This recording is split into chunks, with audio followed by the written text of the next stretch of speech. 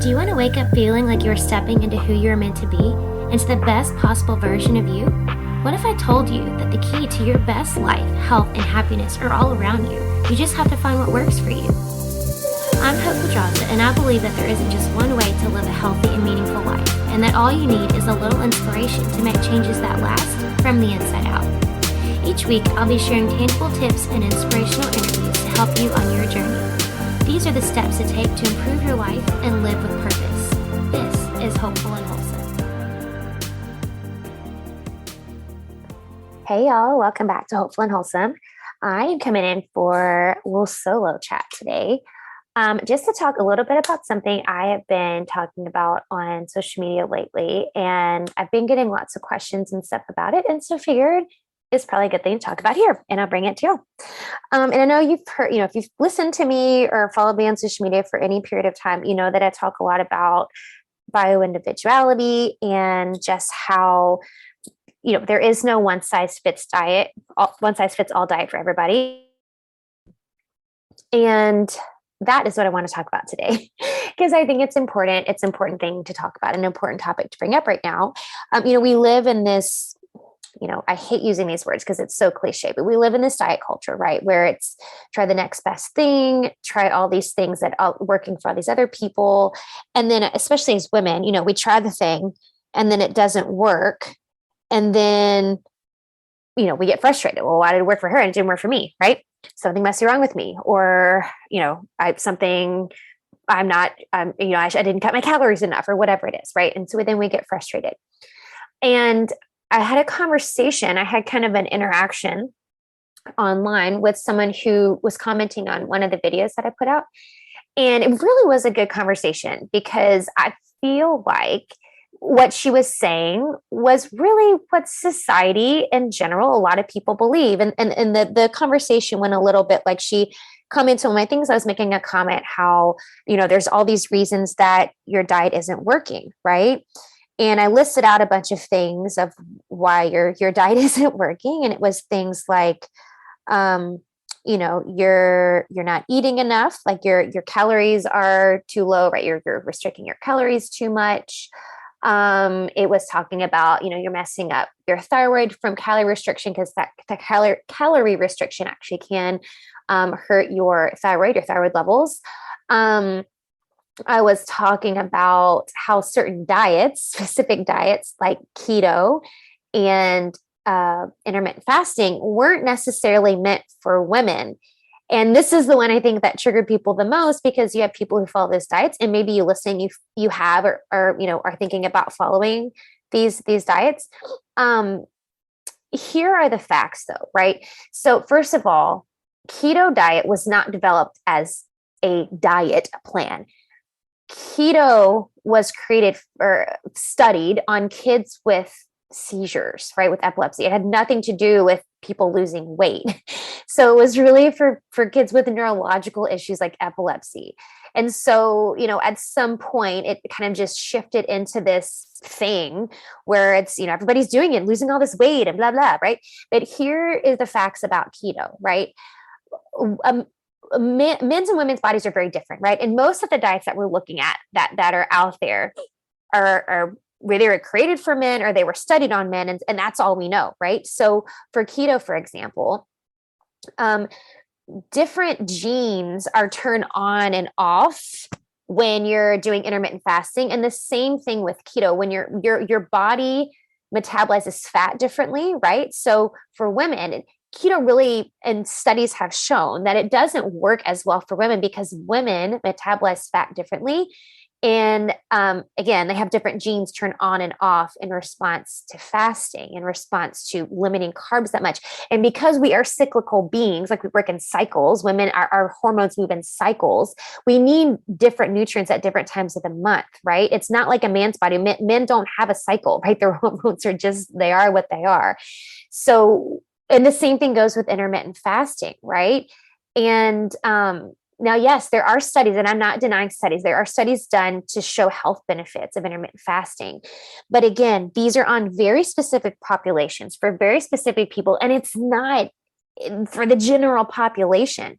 So going back to what I started talking about, the comment, the interaction online I had someone tell me like, well, you know, every person has the same bodily processes. So basically she was like, you can't say it's not for people when all our bodily processes are the same. And yes, the fact is we do have the same bodily processes. Every body, human being on planet Earth has the same bodily processes day in and day out. But the fact is that these bodily processes are not the same. We do not conduct our bodily processes the same. They're affected by our environment. They're affected by our medical history and our ethnicity and our hormones. And there's so many things that affect our bodily processes. There is no two human beings that have the same that bodily processes work exactly the same. It's not. So to me, the fact that we are so unique should be proof enough that there is no one diet that works for everybody. And that was my response, where it's like, all our bodily processes are different. And so to say that there is a certain diet that could or should work for everybody is completely false. It's not accurate. So I want to encourage you to shift your mindset around that, and for us to really shift the paradigm on that, on thinking that there is this one diet that you haven't tried yet that's going to work, right? This thing that works so good for my sister and it's going to work for it. It doesn't work like that. And so I want to encourage you to shut out the noise that there is one thing that's going to work for everybody, because it's just not the case. And there's a lot of other, claims for a lot of other certain diets, like because the other thing I've heard a lot too is going back to how our ancestors ate, right? And going back to how people ate in the hunter-gatherer society, right? You hear about paleo, which I'm not bashing paleo is it can be a very healthy diet for people, and some people do really well on it, some people don't, right? Again, it's all based on the person.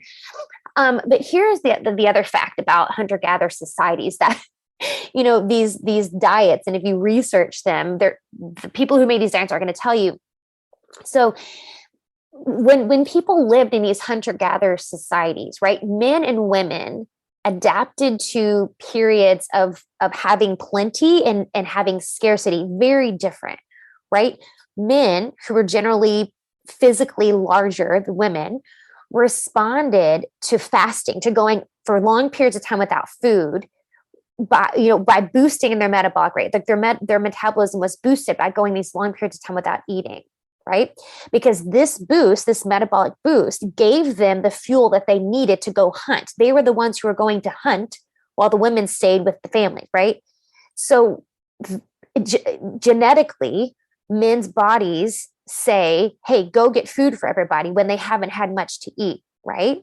Women do not respond the same way. In hunter-gatherer societies, women's bodies responded really different to these times of scarcity than men's bodies did. So whereas men's bodies, their metabolism sped up, women's metabolism actually slowed down to conserve energy and to store fat in order to survive, this potential long-term this long-term famine, right? So they are actually storing body fat, storing energy. And what this means for women now, today, genetically, right? Intermittent fasting just may not work well for women. Now, can it work for some? Yes. Is it good to do long-term? Probably not. So my point is, saying that we're eating like our ancestors, it's not true. Men and women did not eat the same, and our ancestors did not eat the same as each other. Men and women did not eat the same as each other. It's not true. So there is definitely some gender inequality, should we say, in terms of research on intermittent fasting, right? And now, and in current times as well, because there's this article that's out, that out of 71 studies that were in Harvard's database on intermittent fasting, only 13 included any women at all.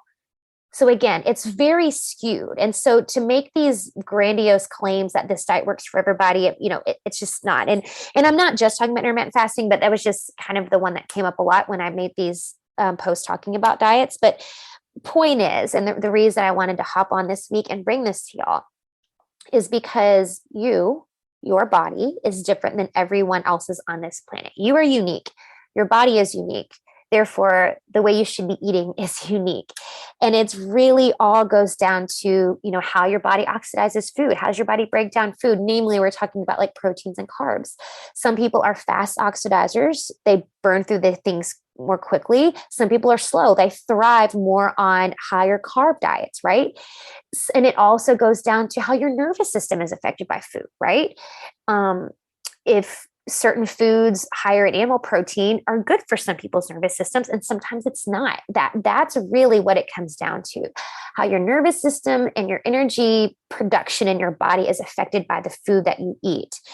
And it's something I work with my clients on. We do the metabolic typing diet, which it's this test that you take that really tells you all these things, and it's based on your blood type and hormones and your nervous system and your personality and all these things. And that really, it gives you a good indication on what the best way to eat is for you, whether it's higher in protein, higher in carbs, whether it's a mix of both. And that really, and it's all based on science, all based on research, based on different ethnic groups and how they ate. And it's really a great way to figure out what the best diet is for you. So, moral of the story of today, this super quick episode that I wanted you to listen to today, is to don't fall victim to the, this diet works for everybody, because it doesn't. And then if you really want to know what the best way of eating is for you, then just shoot me a message, and we can even do just that test. I can do the metabolic type test in you and walk you through the results. You can really see what the best way to eat for your body is, and really maximize how your body uses food, how it breaks down food, and how your cells react to food. It's really fascinating, and it's really eye-opening, and can totally transform your body and your energy and all the things. So that's my spiel for today, guys. I'll get off my soapbox now, and I'll see y'all next week. Thanks. Thanks for listening to Hopeful and Wholesome, y'all. If you found value in this week's episode, please subscribe on iTunes or wherever you listen to your podcast, and leave a review to let me know what you thought. I'd love to know what you find useful in these episodes, so I can know how to provide the most value I can to my listeners. And if you have topics you'd like to know more about, I'd love to hear those as well. So shoot me a message on Instagram, Facebook, or LinkedIn. It's @TheHopePedraza, or you can visit my website, hopefulandwholesome.com. Thanks, y'all.